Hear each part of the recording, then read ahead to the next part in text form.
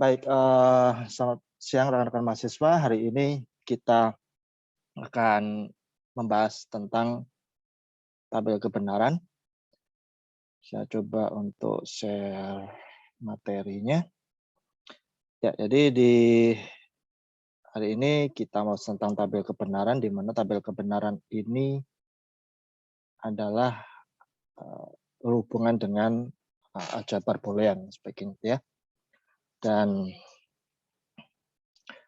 pada materi ini yang akan kita bahas ini ada 5 ya.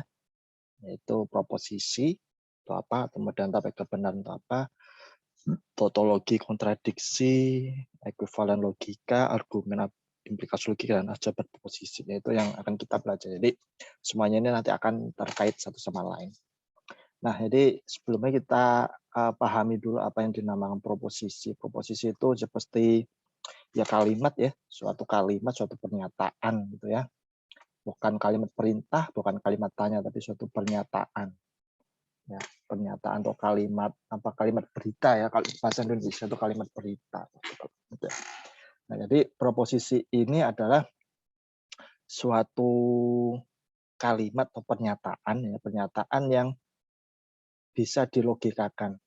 Ya, jadi kalimat kenapa? Karena kalimat tersebut mempunyai dua nilai, yaitu nilai benar dan salah. Jadi kalau benar itu di logika nilai sama dengan 1, kalau salah nilai logikanya 0 gitu ya. Jadi pengertian proposisi itu adalah pernyataan yang bernilai benar atau salah, tapi tidak keduanya gitu ya. Jadi proposisi itu hanya punya satu nilai, benar atau salah, 1 atau 0 gitu ya. True atau false gitu ya. Nah, sebagai contoh di sini itu ada gajah lebih besar daripada tikus. Nah, apakah ini pernyataan? Benar, ini pernyataan. Apakah ini proposisi? Benar, proposisi. Apakah nilai kebenaran dari proposisi ini ada? Ada, yaitu benar ya, karena gajah lebih besar daripada tikus. Ya, ini contoh. Kemudian bisa juga berbentuk angka, rumusan matematika. Misalkan 520 lebih kecil dari 111. Ya, apakah ini pernyataan? Ya, ini suatu pernyataan. Kemudian apakah proposisi? Benar, ini proposisi. Tetapi proposisinya ini benar atau salah? Salah, karena 520 itu lebih besar dari 111. Gitu ya. Nah, kemudian contoh yang lain lagi, Y lebih besar sama dengan 5, lebih besar 5 itu ya. Apakah ini pernyataan? Benar. Apakah ini proposisi? Tidak ya, tidak. Kenapa? Karena nilai kebenarannya ini dari pernyataan ini ya, Y lebih besar daripada 5 itu tergantung pada Y-nya ya. Nah, jadi nilainya itu nggak bisa ditentukan. Kalau misalkan nilai Y-nya 6 atau nilai Y-nya itu misalkan 1, ya pasti nilai proposisinya salah itu ya. Kalau nilai Y-nya sama dengan 7, ya nilai proposisinya benar gitu ya. Nah, jadi proposisi yang apa ya, istilah pernyataan yang nilainya ini masih belum bisa ditentukan ya, atau nggak tahu ini nilainya benar atau salah, itu dinamakan fungsi proposisi gitu ya, fungsi proposisi atau kalimat terbuka. Ya, jadi kalau kalimat tertutup itu kita bisa menentukan nilai benar atau salah. Misalkan hari ini hujan, nah, kenyataannya tidak hujan, yaitu salah ya, berarti itu kalimat tertutup. Jadi kalimat terbuka itu maksudnya ya suatu pernyataan bisa berbentuk rumusan matematika seperti ini, tapi nilainya juga belum ditentukan ya, kita tidak bisa menentukan benar salahnya. Itu maksudnya ya, disebut fungsi proposisi atau kalimat terbuka. Kemudian ya contohnya lagi, sekarang tahun 2015 dan 99 lebih kecil dari 5. Lebih kecil 5. Ini merupakan pernyataan, iya. Ini proposisi, iya. Tapi apakah nilainya benar atau salah? Ini nilainya salah gitu ya. Ya, karena tidak sesuai dengan kenyataan. Kemudian contoh yang lain lagi, tolong untuk tidak tidur selama kuliah, gitu ya. Nah ini bukan pernyataan, tapi ini adalah sebuah perintah, ya. Kalimat perintah atau kalimat permintaan. Apakah ini proposisi? Bukan proposisi, karena ini sebuah kata perintah, atau kalimat perintah atau kalimat kalimat perintah ya, kalimat perintah. Jadi bukan proposisi, karena menjadi proposisi itu adalah sebuah pernyataan. Ya, contoh yang lain lagi seperti ini. X lebih kecil Y jika dan hanya jika Y lebih besar X. Ya. Ini pernyataan benar, ini proposisi iya, ya, karena nilai kebenaran tidak tergantung harga atau nilai spesifik dari X maupun Y. Apakah ini proposisi? Proposisinya apakah benar? Ya, benar. Gitu ya. Nah, seperti ini. Jadi intinya proposisi itu hanya sebuah kalimat, ya. Kalimat berita bisa juga sebuah simbol matematika atau istilahnya rumusan matematika itu yang nilainya bisa kita tentukan benar atau salah. Ini proposisi. Nah, sekarang proposisi itu sebuah kalimat atau pernyataan tunggal, tapi proposisi ini juga bisa berbentuk atau memiliki lebih dari satu. Bisa dua, bisa tiga, dan sebagainya. Inti. Dan proposisi yang lebih dari satu ini adalah proposisi yang bisa digabung menjadi satu yang disebut proposisi majemuk atau compound proposition. Itu ya. Nah, compound proposition ini pada setiap proposisi, ya, nilai notasi proposisinya ini diberi label. Labelnya itu alfabet, ya, A sampai Z, tapi umumnya itu PQRS itu, dan menggunakan huruf kecil, ya, bukan huruf kapital tapi huruf kecil, dan disambungkan atau disambung dengan beberapa operator logika, gitu ya. Nah, misalkan ini ada sebuah variabel, ya, variabel proposisi. Ini sebenarnya menggunakan huruf kecil, ya, menggunakan huruf kecil. Jadi A, B, C ini ada 3 proposisi, kemudian memiliki nilai benar dan salah, ya, hanya ada satu nilai. Kemudian ya contoh misalkan ada 3 proposisi, A itu ada harga gula naik, B pabrik gula senang, C petani tebu senang, gitu ya. Kemudian ada sebuah proposisi, ada suatu logika, misalkan jika A maka B, jika B maka C, jika A maka C, ya misalkan. Nah, maka konstanta proposisinya atau jawabannya itu hanya ada 2, true atau false, ya, benar atau salah. Jadi yang A, B, C ini, ya, yang A, B, C itu adalah proposisi yang tiap proposisi itu diberi label atau simbol. Nah, proposisi A, proposisi B, proposisi C itu adalah disebut proposisi atomik, proposisi tunggal. Ya, tunggal. Itu. Jadi A itu ya harga gula naik, itu proposisi atomik. B, pabrik gula senang, itu proposisi atomik. C, petani tebu senang, itu proposisi atomik. Nah, jadi maksudnya proposisi atomik itu proposisi yang tunggal, gitu, yang satu, tidak atau berdiri sendiri. Gitu. Itu dinamakan atomik, ya. Atom itu kan kecil, ya, inti, ya, satu. Gitu, ya. Nah, itu dinamakan proposisi atomik. Nah, itu ya. Nah, proposisi atomik itu adalah proposisi yang berisi satu variabel atau satu konstanta proposisi, gitu ya. Misalkan Andi kaya raya, kita beri variabel A. ya. Kemudian Antin hidup bahagia, gitu ya.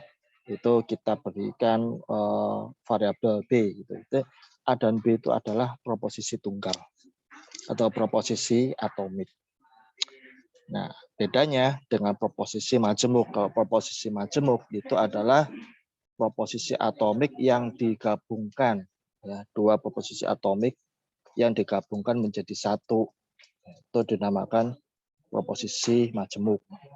Nah, sebagai contoh, Andika kaya raya dan Antin hidup bahagia. Itu dinamakan proposisi majemuk karena proposisi A dan B itu digabungkan dengan kata dan atau n, gitu ya kalau di logika. Nah, ini disebut sebagai proposisi majemuk.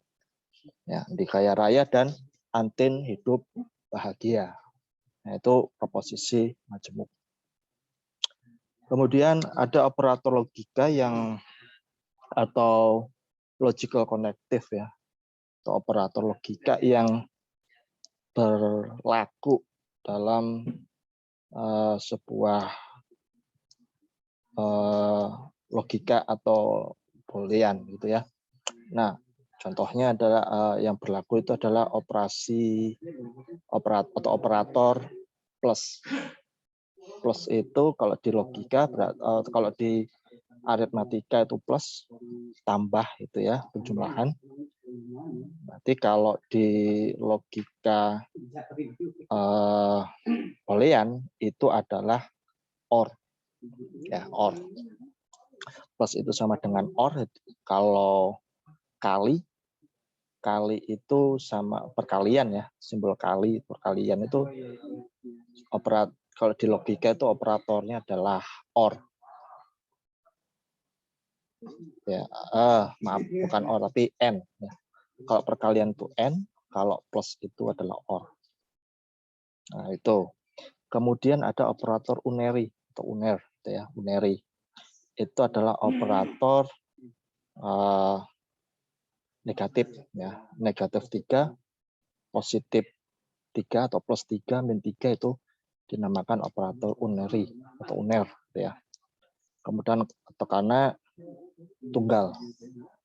Kalau operator biner itu melibatkan dua operan, 3 ditambah 4, 3 kali 4, 5 dikurangi 1, itu operator biner.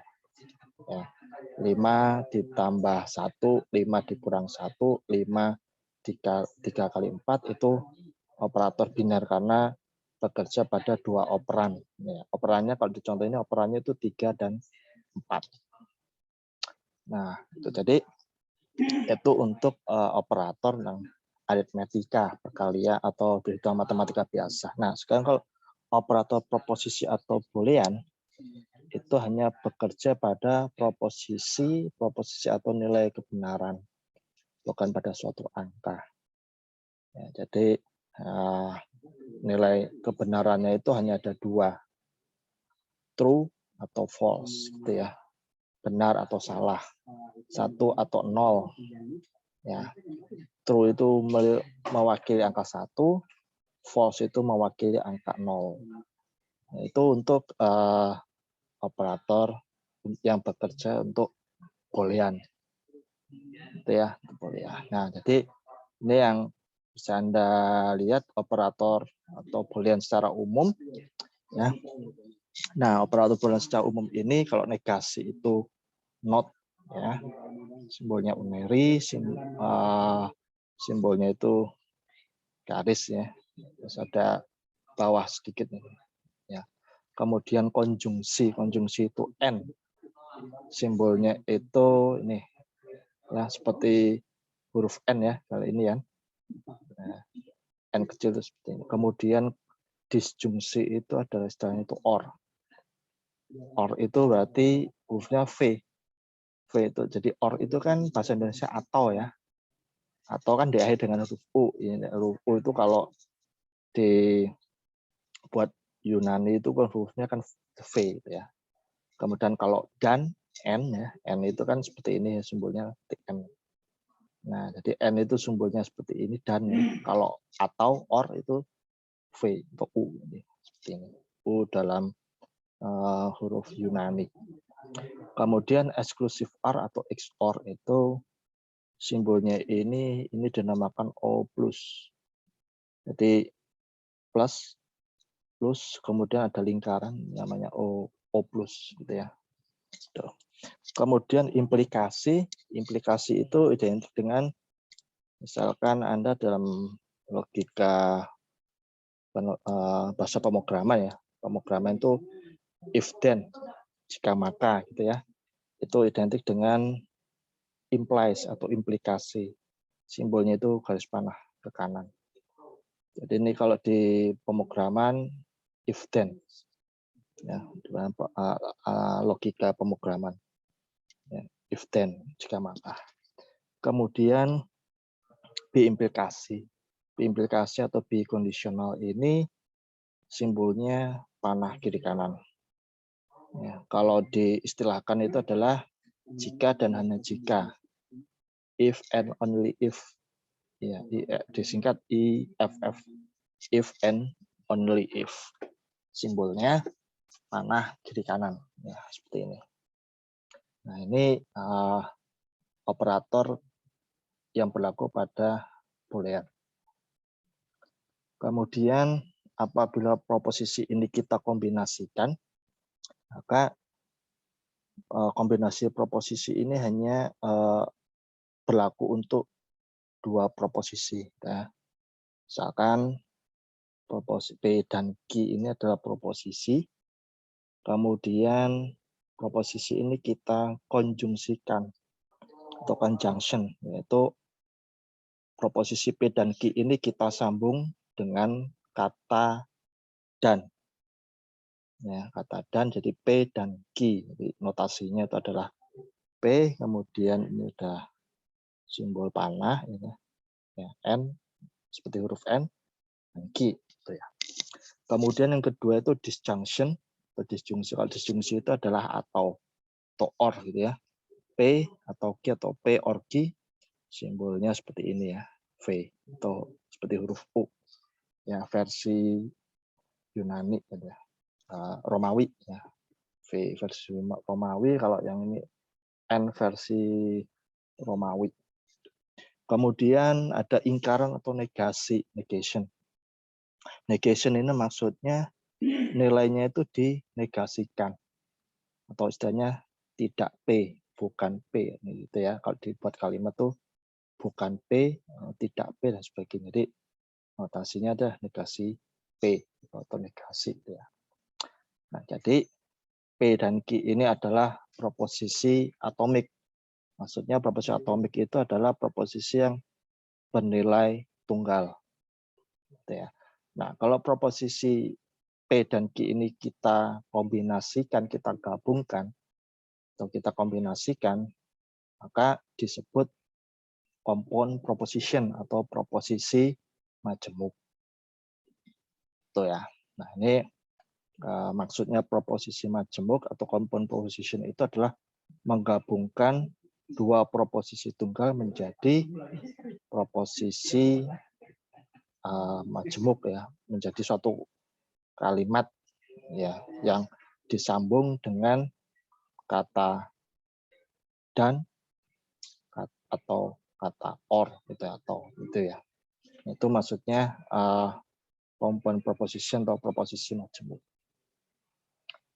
Kemudian di dalam logika itu kita juga tidak bisa lepas dengan tabel kebenaran.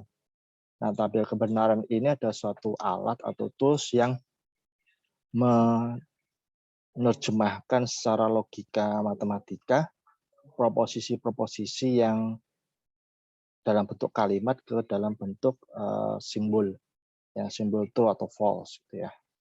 Nah, jadi misalkan 17 adalah bilangan prima gitu ya. Nilainya benar. Itu adalah proposisi P. Kemudian yang Q itu adalah bilangan prima selalu ganjil, ya. Salah itu ya. Nah, maka kalau P atau misalkan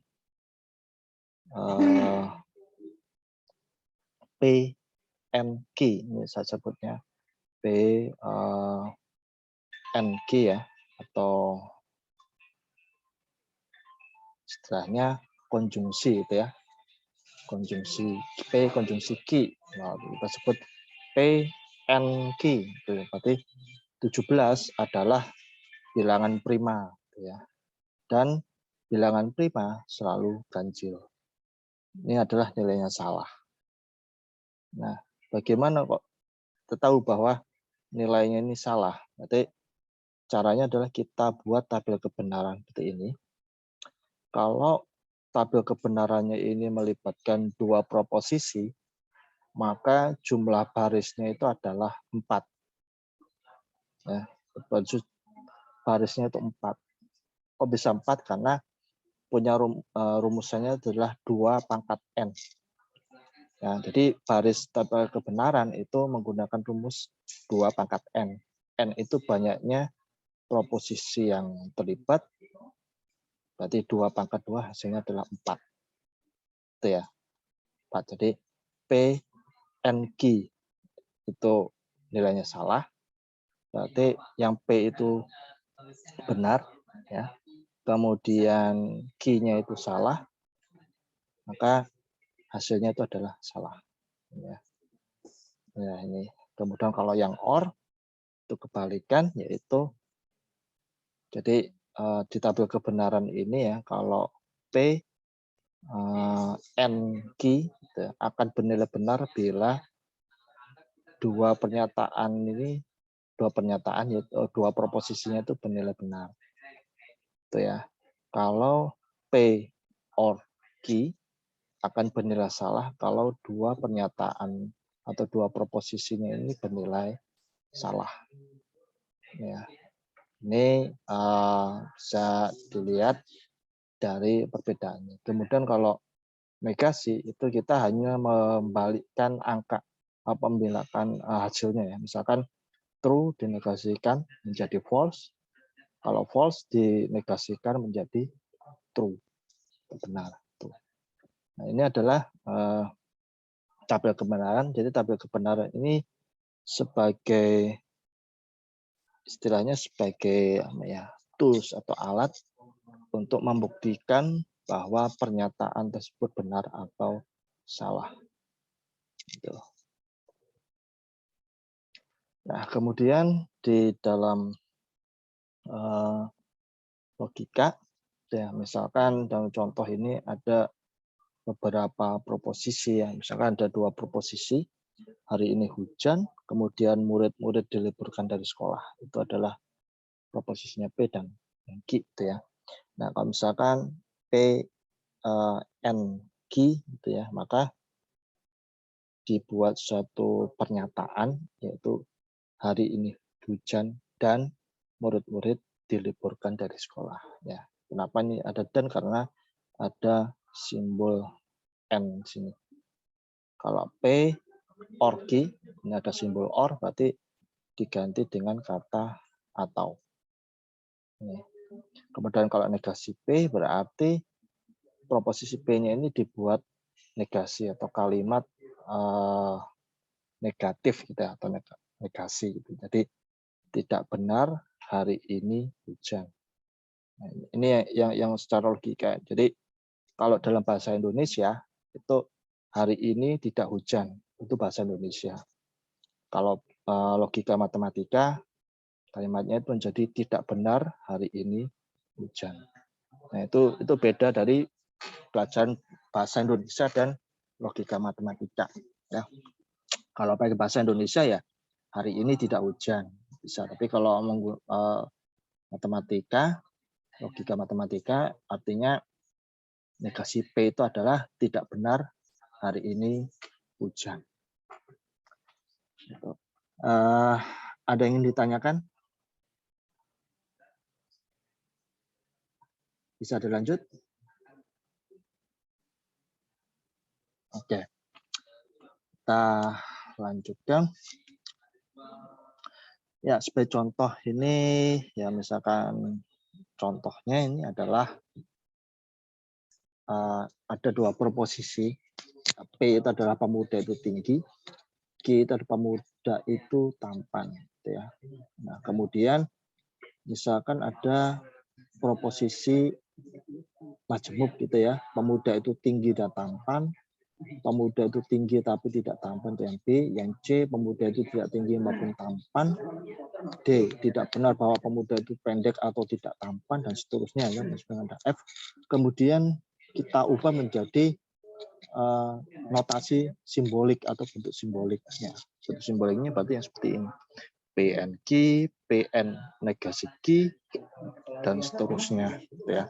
Jadi kalau tidak benar bahwa pemuda itu pendek, ya ini berarti ada pakai kurung ya, negasi dalam kurung negasi P or negasi Q. Ya, tidak tampan, tidak itu pendek, berarti pendek itu tidak tinggi gitu ya. Ya, negasi P dan seterusnya. Ya, ini adalah bentuk simbolik gitu ya. Kemudian proposisi persyarat, nah itu adalah implikasi gitu ya, masuk dari proposisi persyarat. If then gitu ya, jika P maka Q. Ya, itu simbolnya seperti ini ya. Kalau di logika algoritma itu kan P garis panah ke kanan Q gitu ya. Nah, P ini disebut hipotesis. Hipotesis itu dugaan, ada menyebut antecedent, ada premis atau kondisinya. Sedangkan Q itu adalah konklusi atau hasilnya. Kita sebut juga konsekuen. Nah, ini yang dinamakan implikasi. Nah, kemudian kalau dalam bentuk kalimat ya, proposisi itu banyak sekali ya macamnya ya. Ini contoh ini ada 8 contoh yang sebenarnya ini kalimatnya ini adalah kalimat yang kita kenal sehari-hari gitu ya. Yang kita kenal sehari-hari, dan ya ini mulai 1 sampai 8 gitu ya. Jawabannya terjadi bila mana hutan ditebang. Jadi tiap 8, jadi 8 proposisi ini bisa kita tentukan, kita bisa menentukan nilai benar salahnya gitu. False itu kita bisa tahu. Gitu. Nah itu contoh dari proposisi gitu ya, proposisi bersyarat. Nah, kemudian kalau kita buat tabel kebenarannya, implikasi itu adalah seperti ini ya. Jadi implikasi itu akan bernilai salah jika proposisi Q-nya itu salah ya. Jadi tadi Q itu kan disebut konklusi ya. Nah, jadi kalau konklusinya salah berarti hasilnya juga salah gitu ya. Walaupun dugaannya itu atau istilahnya hipotesisnya itu benar, tapi kalau konklusinya salah, hasilnya salah gitu ya. Nah, kalau dua-duanya salah, baik baik hipotesis maupun hasilnya atau konklusinya ya, dua-duanya salah, berarti malah nilainya itu benar gitu ya. Nah, jadi ini yang dinamakan if then gitu ya, if then. Jadi kalau dua-duanya salah malah benar. Jadi ini implikasi. Nah ini contoh ya, contoh misalkan jika nilai ujian akhir Anda 80 atau lebih, maka Anda akan dapat nilai A untuk mata kuliah ini. Kemudian apakah dosen Anda mengatakan kebenaran atau dia berbohong? Nah, maka kita bisa membuat 4 kasus ya. 4 kasusnya misalkan nilai ujian Anda itu 80. Nah, itu benar. Maka Anda dapat nilai A. Nah, berarti benar gitu ya. Kemudian nah misalkan nilai ujian Anda di atas 80 tapi Anda tidak dapat A, itu ya berarti pernyataannya salah ya. Kemudian kalau misalkan nilai Anda 80 di bawah 80 tapi dapat nilai A, nah, maka benar ya. Nah, mungkin nah jadi alasannya misalkan dosen Anda ini ngelihat, wah ini mahasiswa ini bagus ya, rajin, jadi udah diberi bonus nilai A gitu ya. Nah, contoh. Kemudian misalkan contoh lagi apa ya? Nilai ujian akhir Anda di bawah 80 dan Anda tidak dapat nilai A. Ya, benar. Jadi sesuai dengan kemampuan ya. Nah, ini contoh dari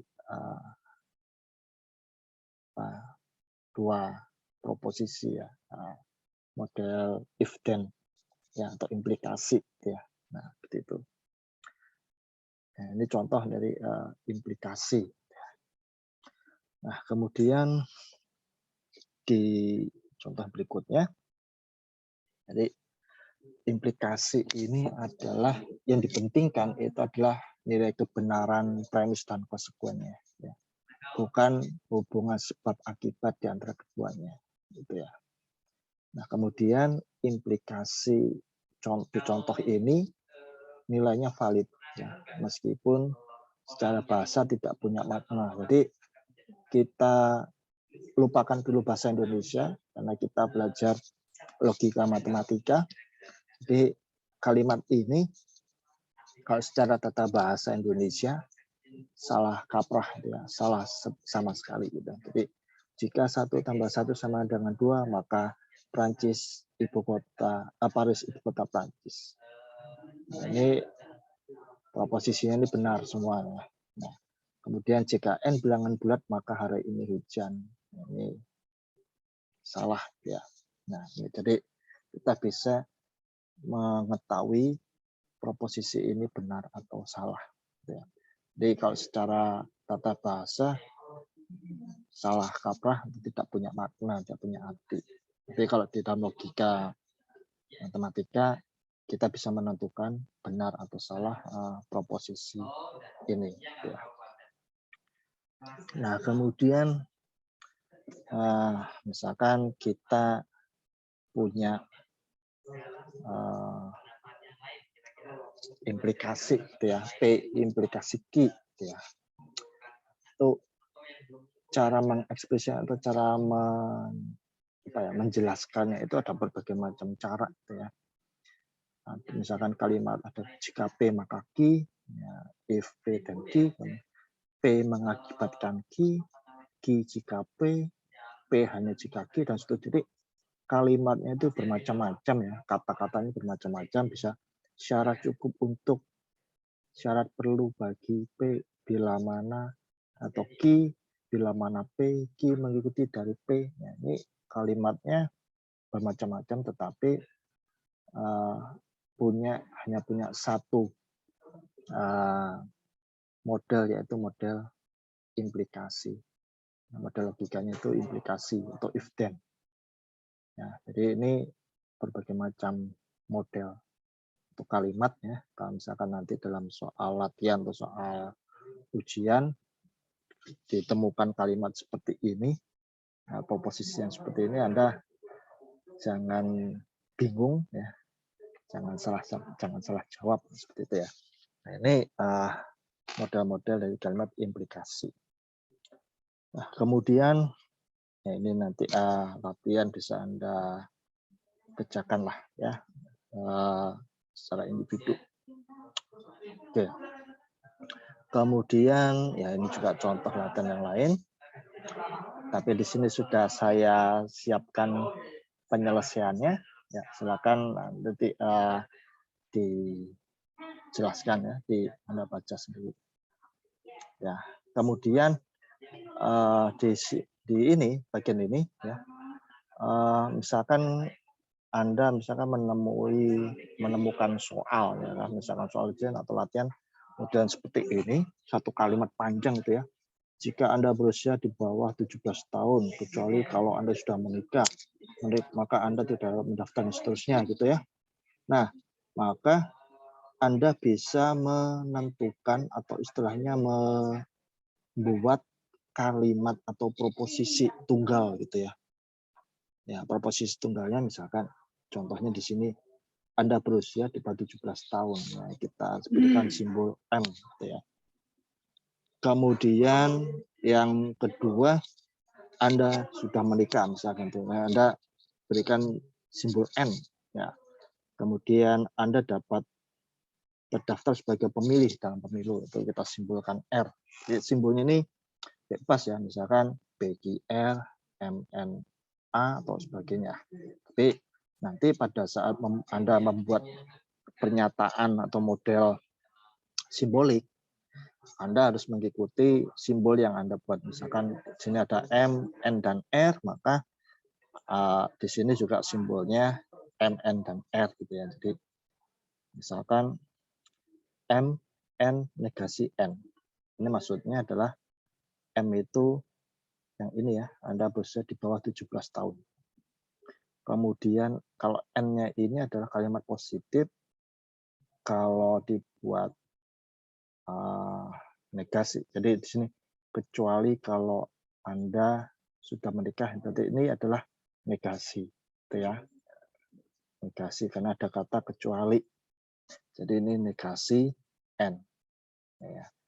Kemudian di sini ada jika maka. Kalau jika maka berarti ada simbol implikasi ini. Nah, itu. Jadi kemudian Anda tidak dapat terdaftar sebagai pemilu gitu ya. Tidak terdaftar berarti negasi L. Nah, jadi ini adalah M, N negasi R ya. Kemudian ada implikasi negasi R, ini adalah notasi simbolik. Ya, notasi simbolik. Nah, kemudian kalau di sini adalah proposisi. Dibuat notasi simbolik, ya seperti ini bentuknya. Itu ya, ini yang dinamakan notasi simbolik. Kemudian di dalam proposisi itu ada satu istilah atau namanya implikasi, kemudian konvers atau kebalikan, invers, dan kontraposisi. Ya. Nah, kondisi atau implikasi seperti yang kita bahas barusan ya, itu jika maka, ya, jika P maka Q. Ya. Nah, kalau kebalikannya atau jika Q maka P, itu adalah konvers. Bisa Anda lihat di tabel kebenarannya. Kemudian kontraposisi. Kalau kontraposisi itu adalah invers dari konvers. Ya. Jadi implikasi itu lawannya adalah invers. Ya. Implikasi ini adalah lawannya invers. Konvers lawannya adalah kontraposisi. Ya. Lawan konvers itu adalah kontraposisi, kemudian implikasi itu lawannya adalah invers. Nah, ini melibatkan dua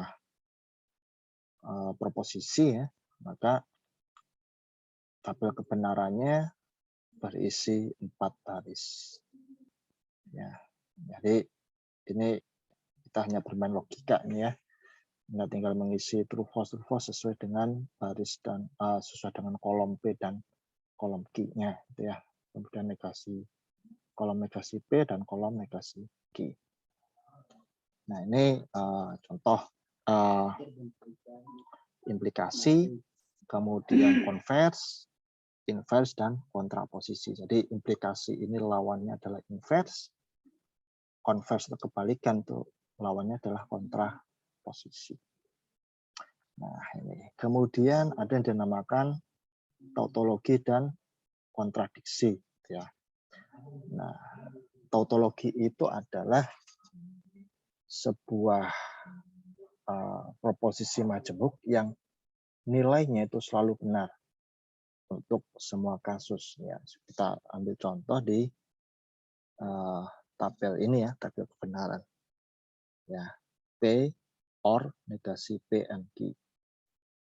Yang paling kanan ini nilainya true terus, ya, true semua. Ya. Nah, ini yang dinamakan tautologi.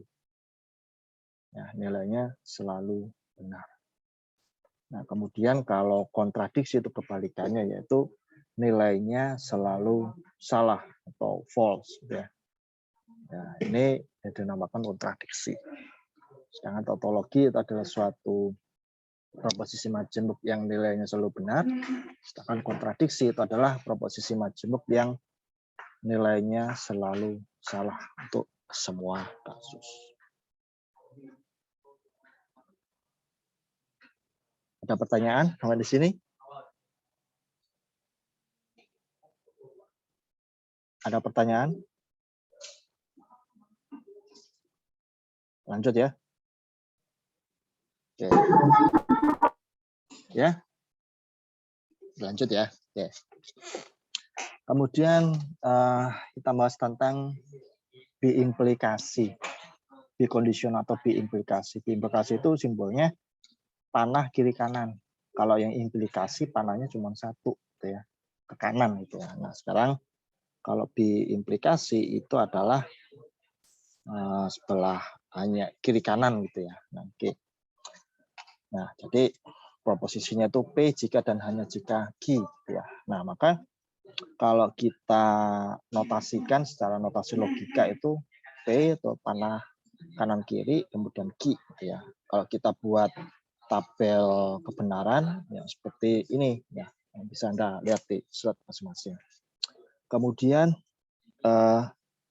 bentuk lain dari biimplikasi ya, P biimplikasi Q itu adalah seperti ini.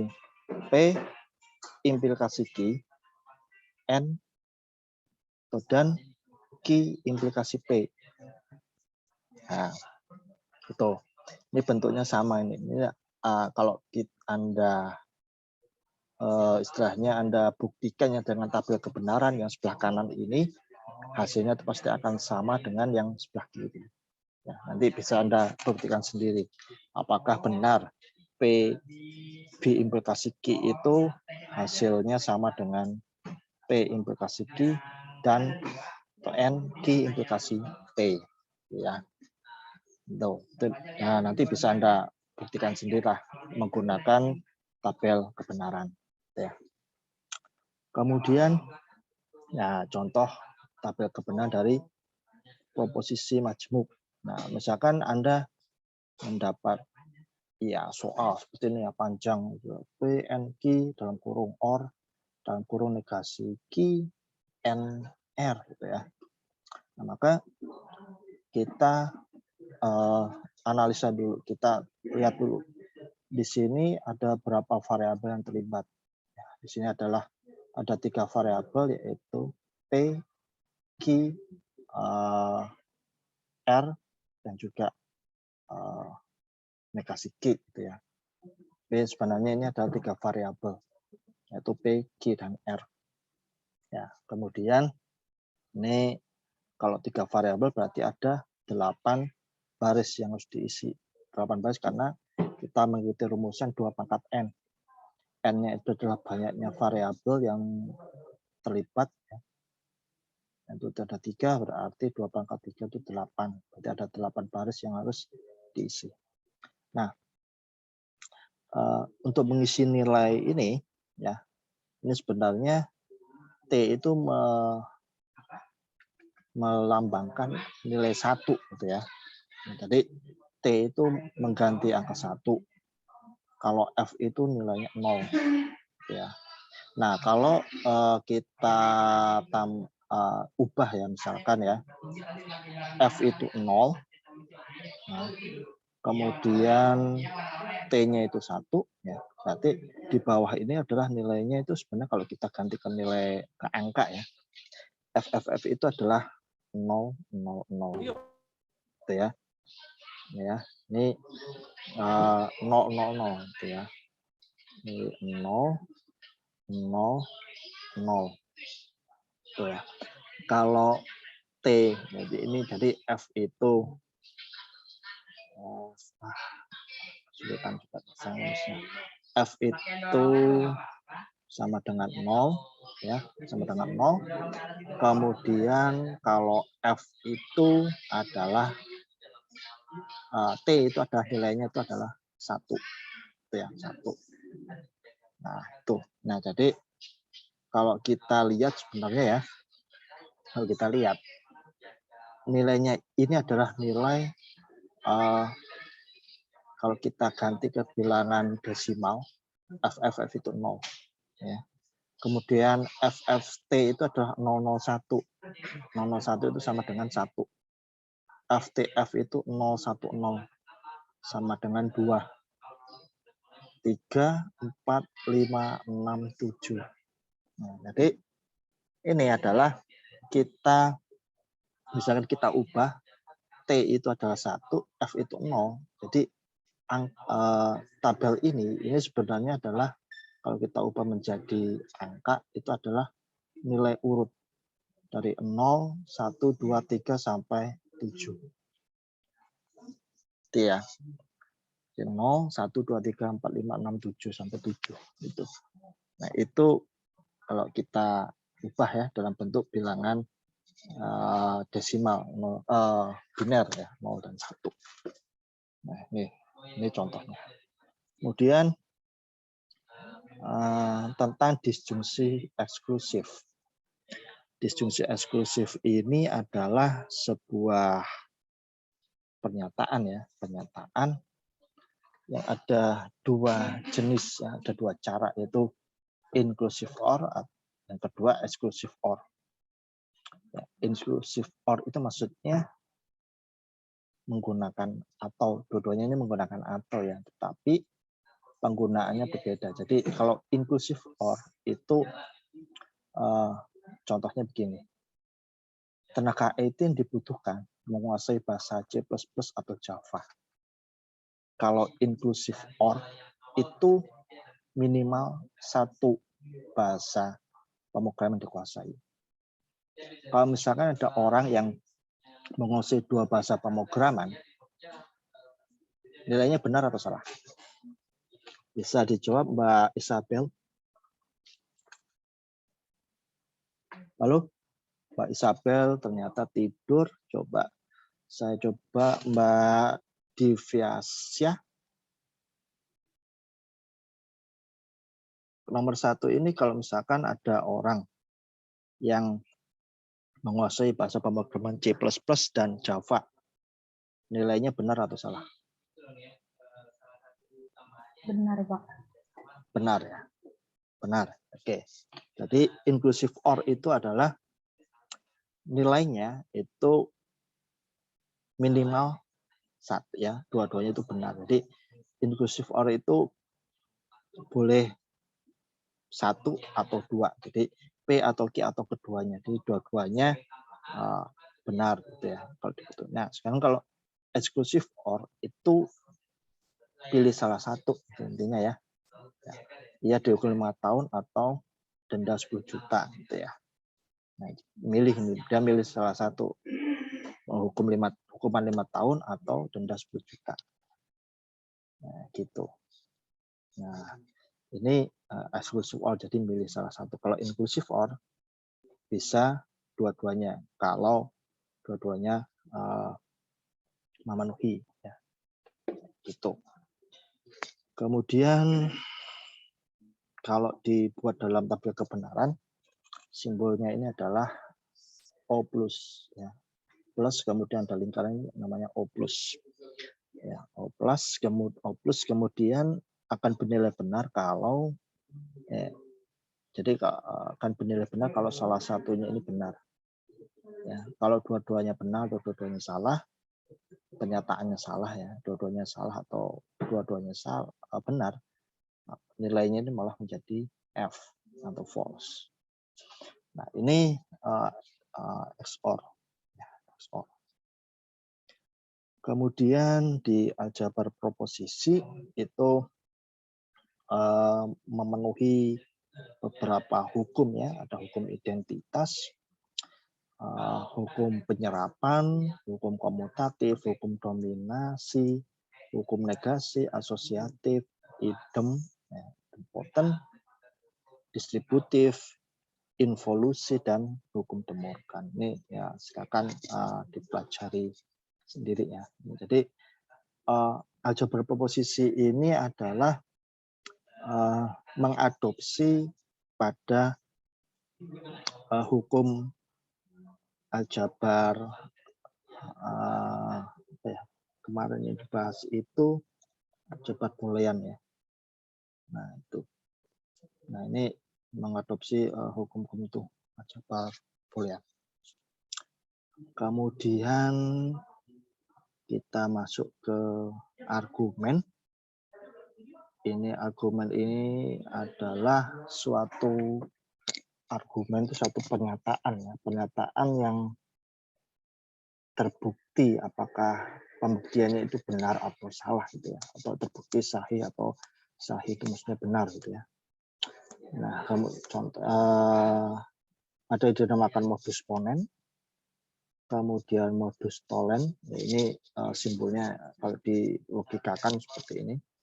Kemudian ada aturan transitif, kemudian silogisme disjungtif atau kontrapositif, kemudian ada simplifikasi konjungtif, ada penjumlahan disjungtif, dan juga ada konjungsi.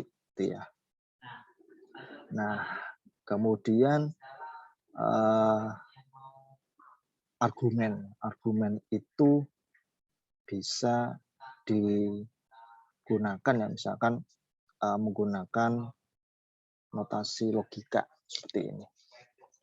Nah, misalkan ada argumen yang panjang yang negasi P or Q, kemudian kalau koma ini dibaca dan ya, dilanjutkan ya, dan ya, S or P dan negasi Q. Ya, kemudian di sini ini panah ini satu berarti ada if then ya. Ya, atau implikasi S. Nah, maka kita pilah-pilah nih. Kita pilih-pilah satu, misalkan ya, di sini adalah P or Q. Yang negasi P or Q itu adalah premis. Kemudian Q-nya ini adalah premis juga. Negasi P itu adalah silogisme disjungtif 1 dan 2. Ya, 1 dan 2 itu maksudnya di sini ya. Nah, silogisme disjungtif 1 dan 2. Kemudian S or P itu adalah premis. Kemudian S itu adalah silogisme disjungtif 3 dan 4. 3 dan 4 itu di sini. Yang 3, bukti nomor 3 dan bukti nomor 4. Nah, itu maksudnya ya. Silogisme disjungtif 3 dan 4. Nah ini aturan-aturannya. Kemudian contoh yang lain lagi. Ini buktikan bahwa P implikasi R, kemudian Q implikasi R, P or Q implikasi S or R. Gitu ya. P, Q-nya ini adalah premis, kemudian negasi P implikasi Q adalah ekivalensi bentuk yang satu. Ya, ekivalensi bentuk dari bentuk satu ini ekivalen ya. Ya.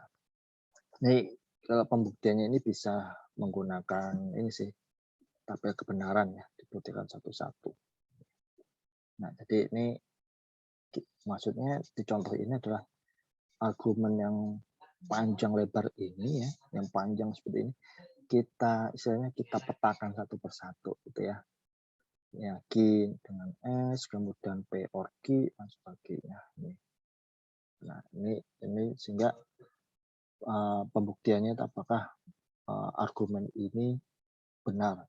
Kalau semuanya bisa dibuktikan dengan aturan premis yang di awal tadi, berarti argumen ini adalah benar. Gitu. Nah, ini mungkin bisa Anda buat sebagai latihan. Nomor 1, nomor 2, sampai nomor 5. Ini ya. Nah, baik rekan-rekan mahasiswa, mungkin ada yang ingin ditanyakan dari materi hari ini?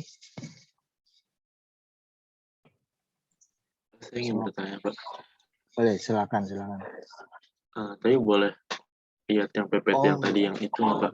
Yang ada tinggi dan tampan itu ya, Pak. Yang mana nih? Sebentar ya. Awal-awal. Yang mana nih? Yang proposisinya ada yang tinggi tambah tampan gitu Pak di awal-awal. Oh, tinggi dan sebentar, tinggi dan tampan ya. Awal berarti ya. Bentar. Tinggi dan tampan ya. Bentar ya. Bukan ini ya. Ini ya. Ya, Mas Kemas ya. Iya Pak. Ya. Mana yang belum yang belum jelas? Itu yang C sama F yang di akhir itu yang maupun tampan itu bukannya nggak perlu negasi ya Pak Q-nya. Mana? Yang C ya, C. C sama F. C ya. Pemuda C itu dulu. tidak tinggi. Tidak tinggi berarti apa? Pendek ya? Oh, kalau tidak tinggi maupun tampan itu maksudnya tidak tinggi dan tidak tampan gitu Pak. Tidak tinggi itu negasi P, maupun itu dan. Kata lain dari dan. Jadi ini N. Maupun dan, kalau walaupun or. Gitu. Kalau maupun N. Ya, maupun itu N. Ya, walaupun Ya, Pak. ya gitu. Oke, ada pertanyaan lain? Pak, saya ingin bertanya. Silakan, Mbak Kalisa. Silakan. Untuk Ya. yang pembuktian itu saya masih bingung, Pak. Pembuktian yang mana nih? Oh, ini ya. Yang di PPT akhir-akhir tadi. Ini kan ya? Ini ya. Iya, Pak. Jadi gini. Pembuktian ini berarti gini. Misalnya diketahui ada argumen yang panjang lebar seperti ini ya. Nah, di argumen ini misalkan kita buktikan satu persatu. Misalkan ini ya. Ini P negasi P or Q. Nah, negasi P or Q itu adalah sebuah premis. Itu ya. Premis. Tuh, kita juga premis. Nih, smart. Ya, ini. Kemudian di sini juga ada, kalau di sini ada key, berarti kita cari apakah ada negasi key. Itu ya. Oh, ada negasi key. Jadi di sini ya kita tulis lagi. Berarti negasi key ini juga merupakan premis. Maksudnya premis itu adalah lawan dari key. Ya. Jadi key dan negasi. Jadi kalau di tabel kebenaran itu kan tadi ada key, kemudian ada negasi key-nya gitu ya, yang di tabel kebenaran yang awal-awal ini lah. Nah, ini kan maaf. Mana ya? Nah, ini misalkan di sini ada P, ada key, di sini juga ada negasi key. Nah, berarti ini juga merupakan premis atau bagian dari kalimat proposisinya itu. Ini. Nah, kemudian negasi P. Nah, negasi P itu adalah silogisme disjungtif dari 1 dan 2. Sekarang kita lihat dulu silogisme disjungtif itu. Nah, silogisme disjungtif itu adalah begini. P or Q. Ya, kemudian di sini ada negasi P. Maka hasil akhirnya itu adalah Q. Begini, misalkan coba ya, saya tulis misalkan 1, P-nya itu 1, or Q-nya itu 0. Itu ya. 1 or 0 itu, kalau or itu hasilnya berapa ya? Mbak Kalisa, kita cek secara logika. 1 or 0 itu hasilnya berapa? 0 atau 1? 0. 0. Berarti ini hasilnya 0 ya, 0. Kemudian negasi P, berarti negasi P itu adalah P-nya tadi 1, negasi P berarti 0 ya. 0. Hasilnya adalah Q. Ini adalah hasilnya nih. Hasilnya itu adalah Q. 0. Oh, berarti ini kan sama nih. Nah, ini nilainya Q. Ini nilainya Q. Itu sama-sama 0. Nah, gitu ya. Nah, sekarang kita balik lagi ke kalimat yang tadi ya. Ini berarti karena ini dikasih P, jadi negasi P itu ya adalah silogisme disjungtif 1 dan 2. Ya, sekarang kita balik nih. Misalkan P-nya itu adalah mana nih?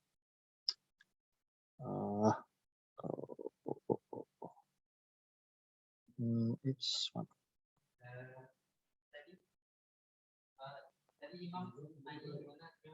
Ya, misalkan tadi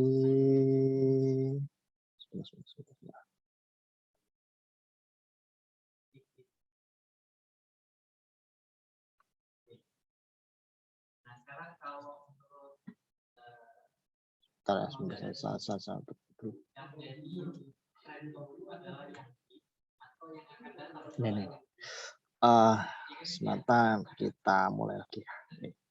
Misalkan di sini ini adalah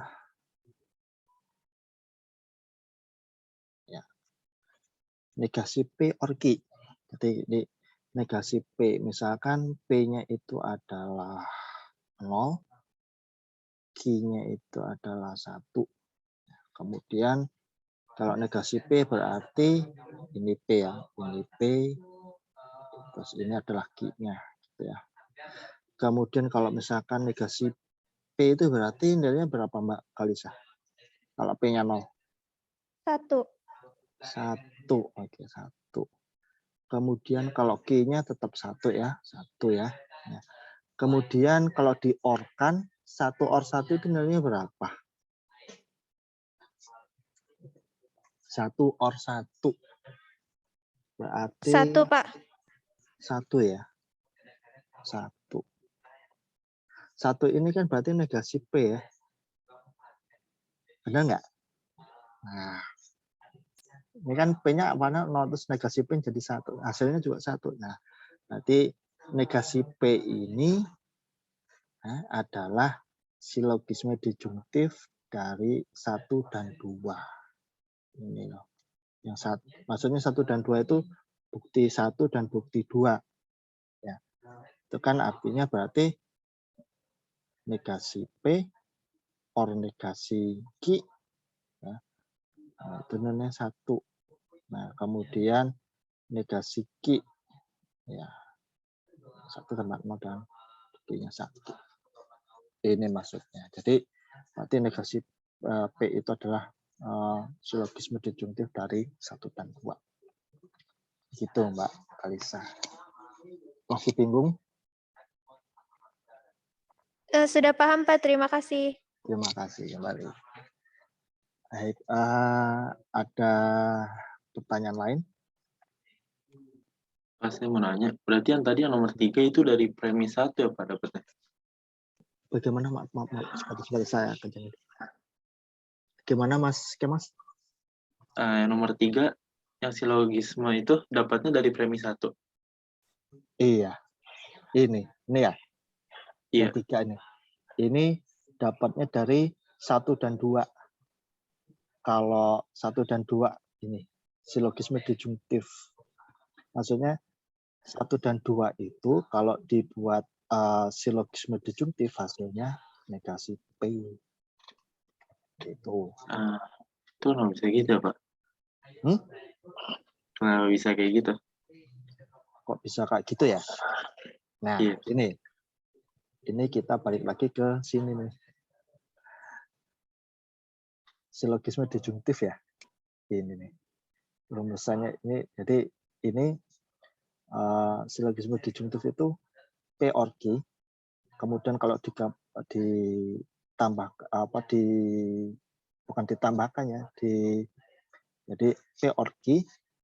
Kemudian di sini juga yang kedua itu adalah negasi P. Hasilnya itu adalah Q. Itu maksudnya silogisme disjungtif. Jadi ya benar. Jadi ini aturan-aturan ini 1 sampai berapa ini? 7 ya. Ini memang harus dipahami dan diapal gitu ya, dipahami gitu ya. Kenapa kok bisa begitu ya? Nah, ini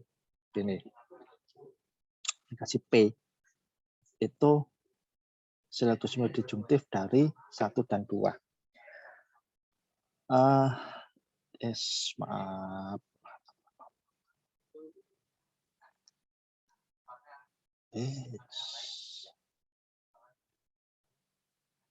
Sebentar. Ini jadi error. Sebentar ya. Saya stop share dulu.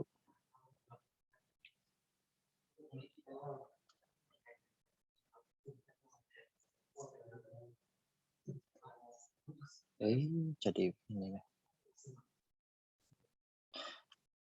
Ups. Sebentar.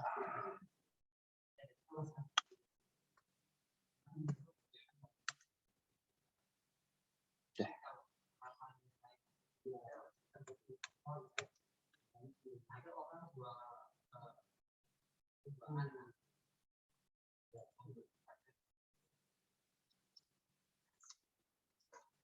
Nih. Misalnya begini. P, kenapa negasi P itu kok silogisme disjungtif 1 dan 2?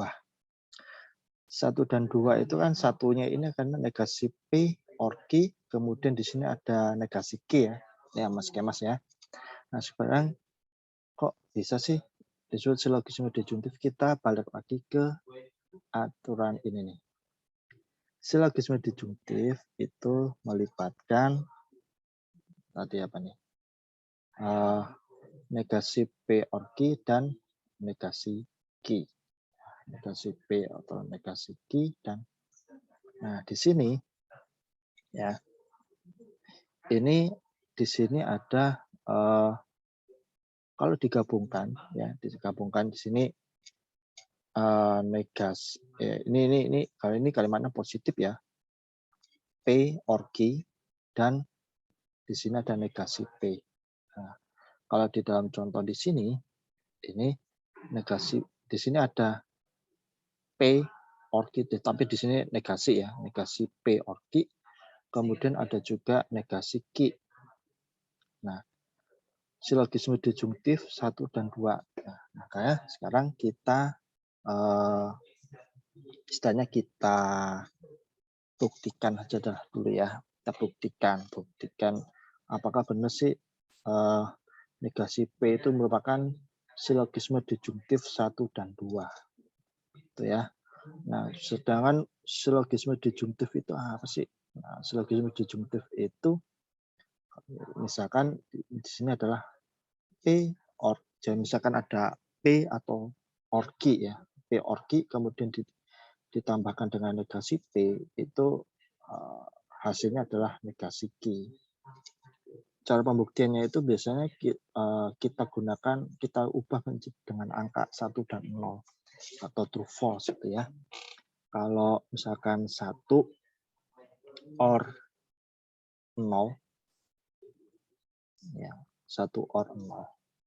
Hasilnya berapa, Mas? 1 or 0? 1, Pak.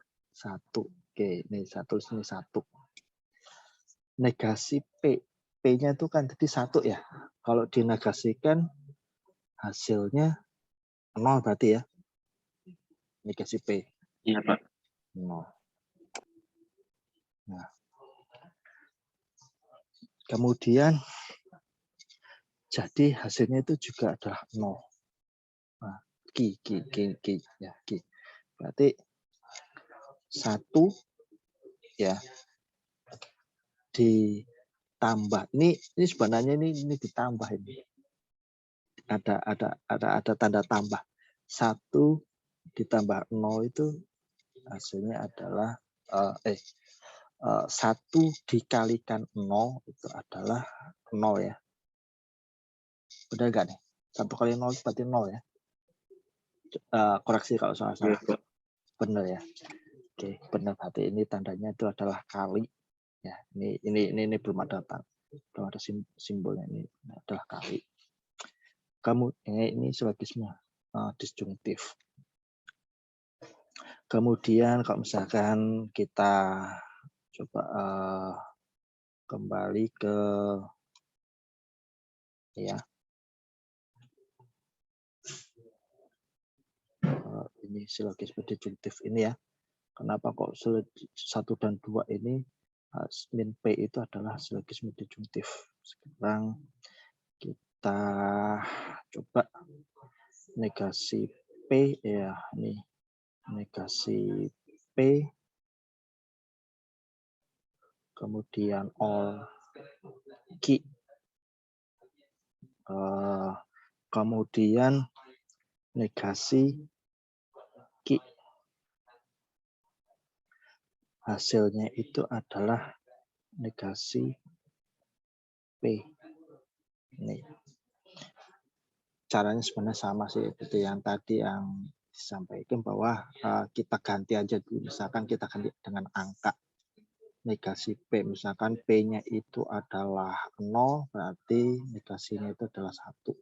Ya benar ya, negasi P, kalau P-nya 0 berarti 1 ya hasilnya ya. Kemudian di sini OR. Kemudian Q-nya itu adalah 1.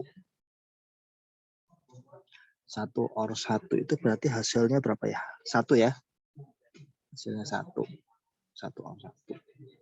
Kemudian negasi Q. Negasi Q ini adalah ini 0. Tadi Q-nya kan 1 ya. Kalau misalkan saya berikan negasi, ini hasilnya 0.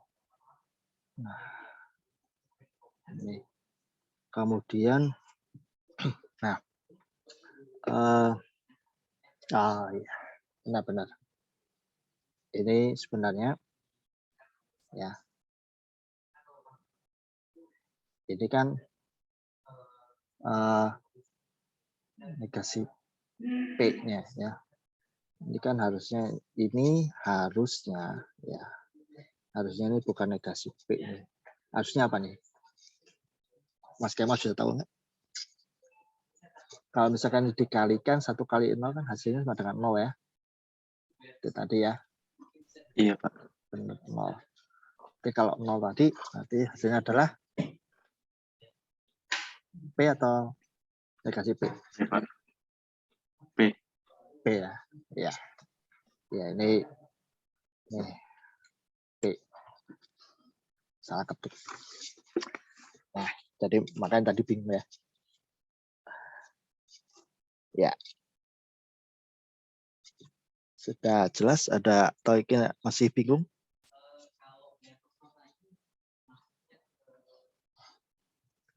Ya.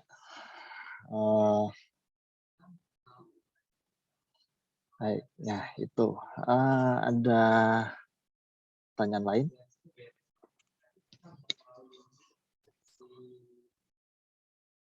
Ada yang ditanyakan kembali? Sudah jelas?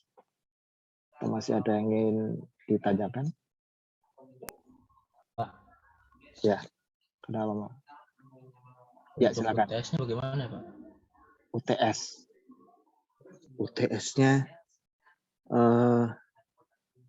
Anda angkatan 21 ya. Itu Iya, Pak. semuanya ini ya, offline.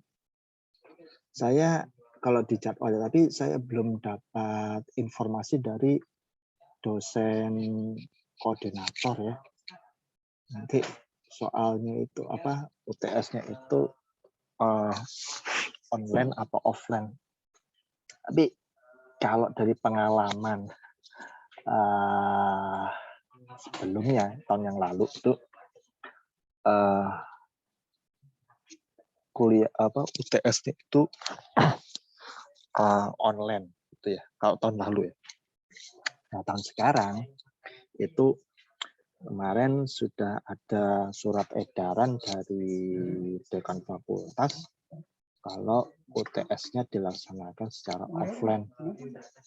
Jadi ujian UTS-nya dilaksanakan secara offline. Kemudian materi yang diujikan itu mulai pertemuan pertama sampai hari ini. Kemudian ujiannya offline dan nanti pada saat ujian settingan tempat duduknya itu akan dilonggarkan. Jadi mungkin satu kelas ada 20 siswa. 20 apa 25 ya? Saya lupa deh. 5 kali 4 ya, 20. Satu ruangan 20. Jadi nanti menggunakan beberapa ruang kelas. Bisa di ruang kelas lantai 2 gedung yang di dekat gedung lab itu, bisa juga menggunakan ruang kelas di gedung Dewi Sartika yang di seberang itu. Dan nanti ujiannya offline, mengerjakan soal itu. Kemudian ya pada saat ujian jangan lupa menggunakan masker, jaga protokol kesehatan. Ya, itu intinya. Ya, semoga Baik, jelas. Pak. Terima kasih, Pak. Terima kasih Mas Edi, semoga jelas. Untuk soal PG atau esai, Pak? Esai. Terima kasih. Esai nanti disediakan kertas lembar jawaban, kertas folio lembar jawaban, nanti Anda isi nama, nomor mahasiswa dan nomor ujiannya berapa. Itu. Anda jangan lupa mencetak kartu ujian. Ya, kartu peserta ujian. Nanti pada saat ujian tengah semester itu dibawa untuk ditandatangani oleh pengawas ujian. Itu. Begitu intinya.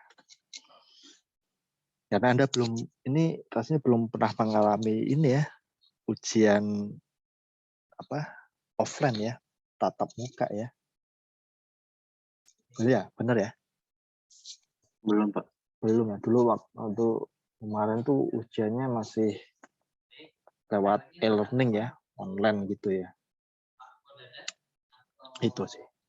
Jadi intinya sekarang ada surat edaran dari dekan kalau ujian tengah semester bisa diadakan secara tatap muka, karena nanti ya jadwalnya itu sesuai dengan jadwal di kartu ujian itu masing-masing. Demikian informasi yang saya terima gitu ya. Ada pertanyaan lain? Sudah jelas? Kalau sudah jelas. Iya, boleh silakan. Untuk recordingnya nanti akan diupload kan, Pak ya? Soalnya ada beberapa teman yang nggak bisa masuk. Partisipannya udah full 100 ini, Pak. Oh iya, boleh. Nanti saya unggah di Google Drive ya, nanti linknya saya share aja. Kalau di list kayaknya terbatas. Nanti saya unggah ke itu Google Drive. Linknya nanti saya share. Ya, Baik, Pak. Terima kasih, Pak. Terima kasih. Baik, ada pertanyaan lain? Baik. Oke, kalau sudah jelas semuanya, saya akhiri pertemuan hari ini. Terima kasih sudah join di pertemuan ke-7 mata kuliah matematika diskrit. Semoga Anda semua tetap sehat walafiat dan kita semoga bertemu di UTS, ujian tengah semester. Baik, terima kasih. Selamat siang. Wassalamualaikum warahmatullahi wabarakatuh. Waalaikumsalam warahmatullahi wabarakatuh. Ya. Terima kasih banyak, Pak. Terima kasih, Pak. Terima kasih. Terima kasih, Pak.